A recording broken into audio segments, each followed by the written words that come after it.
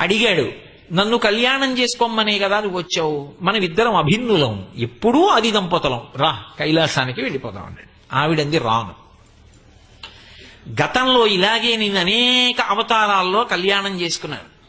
దక్ష ప్రజాపతి కుమార్తెగా ఉన్నప్పుడు కూడా చేసుకున్నాను. ఈ అవతారంలో అలా రాను.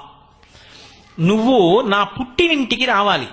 ఎక్కడ నా పుట్టినిల్లు? హిమవత్ పర్వత ప్రాంతంలో హిమవంతుడుండేటటువంటి చోటికి రావాలి. వచ్చి కన్యార్ధివి కావాలి. నువ్వు అడగాలి, పెద్దవాళ్ళని పంపించాలి.